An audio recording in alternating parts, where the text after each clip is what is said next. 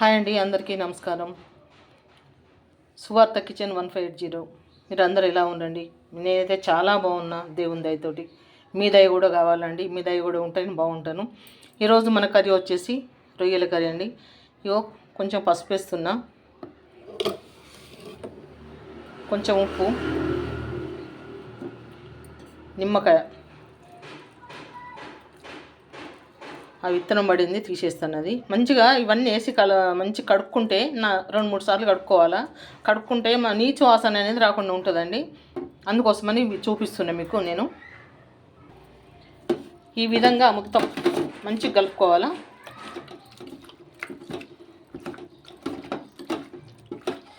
ఈ విధంగా కలుపుకోవాలా మొత్తము. కలుపుకుంటే మనకు నీచు వాసన అనేది అస్సలు రాదండి. చాలా నీట్గా శుభ్రంగా కడుక్కోవాలి రొయ్యల్ని. ఎంత శుభ్రంగా కడుక్కుంటే మనకు అంత బాగుంటుంది, కర్రీ బాగుంటుంది. నీచు వాసన అనేది అస్సలు రాదు. ఆయిల్ వేడైందండి, ఇదిగోండి జీలకర్ర వేసినాను. జీలకర్ర ఇదిగోండి, బగారాకు, దాల్చిన చెక్క 2 ముక్కలుగా చేసేసినాను, ఒక అనాస పువ్వు, కొంచెం జాపత్రి ముక్క, 4 లవంగాయలు, 2 ఇలాచీలు.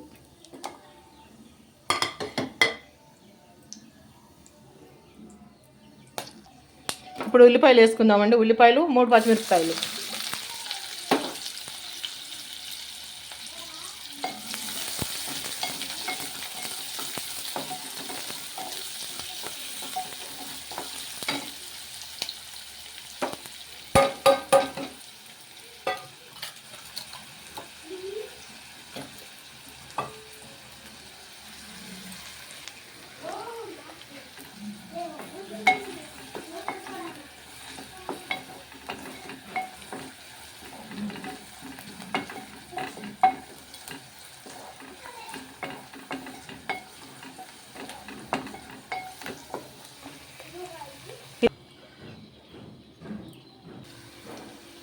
ఇప్పుడు కొంచెం కరివేపాకు, కొత్తిమీర వేసుకుందామండి.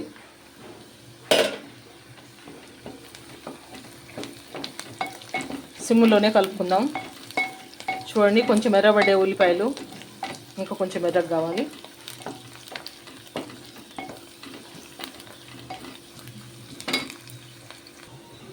ఇప్పుడు కొంచెం పసుపు వేసుకుందామండి. అదేవిధంగా ఉప్పు. ఇవన్నీ వేసి ఇట్లా బాగా కలుపుకోవాలి. చూడండి, ఇప్పుడు ఫ్రెష్గా నూరుకున్న అల్లం వెల్లుల్లి పేస్ట్ అండి. 1 స్పూన్ నిండుగా అయితే సరిపోతుంది. నేను కొంచెం తక్కువ వేసినాను, ఇంకొంచెం వేస్తాను.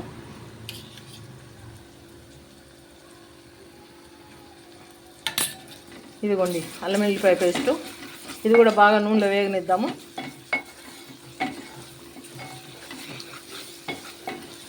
చూడండి, ఉల్లిపాయలు కూడా ఆల్మోస్ట్ తెగిపోయినాయి.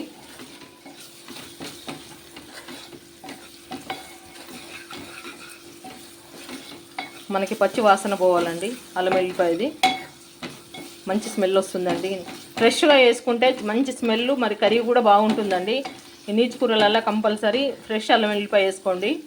దంచింది మాత్రం అసలు వేసుకోవద్దు, స్టాక్ ఉన్నది ఇంట్లో. ఇప్పుడు కారం వేద్దామండి. 3 పచ్చిమిరపకాయలు వేసినాను. అది దృష్టిలో పెట్టుకొని కారం వేసుకుందాం మనము. మాకు ఇదైతే సరిపోతుందండి. మేము కొంచెం కారం ఎక్కువ తింటాం కాబట్టి కొంచెం వేసినాను. మీరు తక్కువ తినే వాళ్ళైతే కొంచెం తక్కువ వేసుకోండి, తగ్గించుకొని చూసుకొని వేసుకోవాలండి.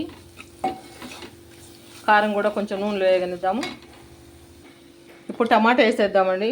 ఉల్లిపాయలు మంచిగా వేగినాయి. టమాటా వేసి మంచిగా కలుపుదాం.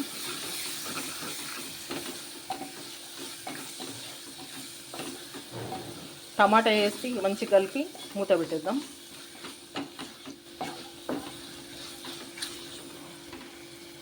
ఈ స్టేజ్లోనే ఇదిగోండి ధనియాల పొడి, జీలకర్ర పొడి, గరం మసాలా వేసేద్దామండి. వేసి కలుపుదాము.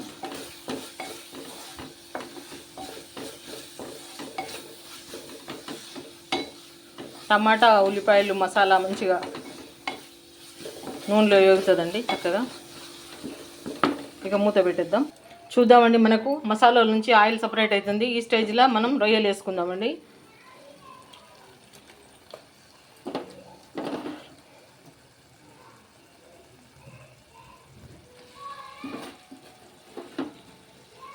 $400 గ్రామ్స్ ఉన్నాయండి రొయ్యలు ఇవి.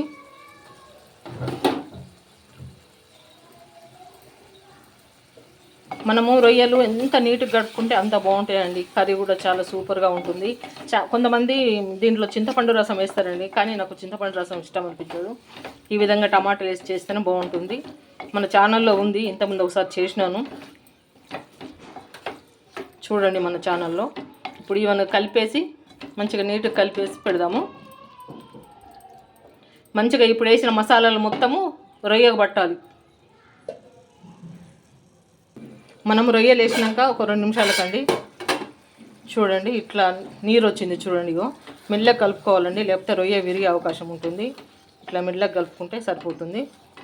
చక్కగా మనం వేసిన మసాలాలన్నీ చక్కగా పడతాయి రొయ్యకు. దీంట్లో వేస్టేజ్ అది తీసేసి నార తీసిందండి, అది మీకు చూపించలేదు, మర్చిపోయాను నేను. తీసేసుకోవాలి, బాగుంటుంది, లేకపోతే బాగుందండి. 2 నిమిషాల తర్వాత చూద్దాము. అవుతుంది కదండి, చూద్దాం.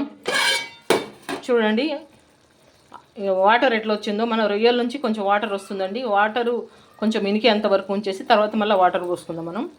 మళ్ళీ 2-3 నిమిషాలు అయిన తర్వాత చూద్దామండి. చూడండి ఆయిల్ సపరేట్ అవుతుంది, ఇక అడుగంటుతుంది. ఈ స్టేజ్లో మనము వాటర్ పోసుకుందాం. అడుగంటే స్టేజ్లో వాటర్ పోసుకోవాలి. చూడండి ఇప్పుడు వాటర్ పోసుకొని, ఎక్కువ పోసుకోవద్దండి, పలసగా చేసుకోవద్దు, బాగుండదు. కొంచెం వాటర్ పోస్తున్నాను చాలు. ఒక 10 నిమిషాలు ఉడకనిద్దాము ఈ వాటర్లో. సిమ్లోనే అండి, మీడియంలో కాదు, సిమ్లోనే, పూర్తిగా సిమ్లోనే పెట్టి చేయాలి.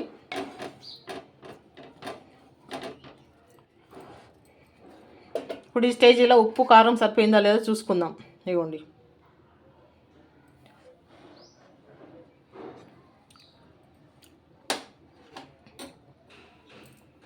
చూద్దాం. మళ్ళీ ఉప్పు సరిపోనట్టు అనిపిస్తుంది, కొంచెం వేస్తాను. ఇంతకుముందు నేను వేసిన ఉప్పు సరిపోలేదండి, కొంచెం వేస్తాను ఉప్పు. ఇక సిమ్లో ఇదే వాటర్లో ఉడకనిద్దామండి. ఇంకా మనకేం లేదు దీంతో. ఇక నేను వదిలేద్దాం, మూత పెట్టేసి చూద్దామండి. ఇంకా ఒక 10 నిమిషాలు మనం ఇంతే వదిలేద్దాము. సిమ్లో పెట్టినానండి, సిమ్లోనే ఉడుకుతుంది. 10 నిమిషాలు చాలు. ఇక 10 నిమిషాలు ఉడకాలి. ఉడికితే మనకు పర్ఫెక్ట్గా మనకు రొయ్యల కర్రీ తయారవుతుంది. మూత పెట్టేస్తాను. దయచేసి చూస్తున్న ప్రతి ఒక్కరు కూడా లైక్ చేయండి, సబ్స్క్రైబ్ చేయండి. నమస్కారం చేసి మీ అందరికీ చెప్తున్నా అండి, ప్లీజ్ అండి, దయచేసి నా ఛానల్కి లైక్లు అస్సలు రావట్లేదండి, చాలా తక్కువ వస్తున్నాయండి. ప్లీజ్ చూస్తున్న ప్రతి ఒక్కరు కూడా లైక్ చేయండి, సబ్స్క్రైబ్ చేసుకోండి, ప్లీజ్ అండి, రిక్వెస్ట్ మీ అందరికీ కూడా. చూద్దామండి, 10 నిమిషాలు అవుతుంది. నేను ఇప్పటి వరకు గరిట పెట్టలేదండి, చెక్క గరిటెతోనే చేసినాను కర్రీ మొత్తము. ఇగో చిక్క గ్రేవీ ఎంత చిక్కగా ఉన్నో చూడండి. ఇగో మనకి ఈ విధంగా గ్రేవీ రావాలండి. మనకు అన్నంలోకి కానీ చపాతీలోకి కానీ బాగుంటుంది కర్రీ. ఇగో చూడండి.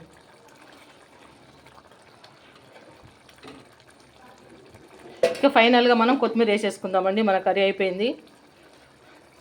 15 నిమిషాలు ఉడికిందండి. 15 నిమిషాలు ఉడికిందండి, సరిపోతుంది. 15 నిమిషాలు మనకి. ఇంకా అంతకంటే ఎక్కువ ఉడికినా కానీ ముక్క గట్టి పడుతుంది. రొయ్య గట్టిగా అయితే మనకు అసలు రబ్బర్లాగా ఉంటుంది, సరిపోతుందండి. ఇగో ఈ స్టేజ్లో ఇక మనం ఆఫ్ చేసేద్దాము. ఇగోండి గ్రేవీ ఎంత సూపర్గా వచ్చింది. గ్రేవీ చూస్తుండ్రు కదండి. ఇగో ఈ విధంగా రావాలి మనకి గ్రేవీ. ఇదిగో చపాతీకి కానీ అన్నం రైస్లోకి కానీ సూపర్ అంటే సూపర్, బగారా రైస్లోకి కానీ చాలా బాగుంటుందండి. ఇక ఉంటానండి. దయచేసి నా వీడియోని లైక్ చేయండి, సబ్స్క్రైబ్ చేయండి. మరొక మంచి వంటతో కలుసుకుందాం. ఉంటానండి. మీకు ముక్క ఏ విధంగా ఉడికిందని చూపించలేదండి, మళ్ళీ జ్ఞాపకం వచ్చి ఇవ్వండి, చేతితో తీస్తాను. ఇవ్వండి ఇట్లా చాలండి, ఇట్లా ఉడికితే సరిపోతుంది. వేడుంది, ఇదిగోండి సరిపోతుందండి. ఈ విధంగా ఉడికితే సరిపోతుంది. ఇంతేనండి కర్రీ.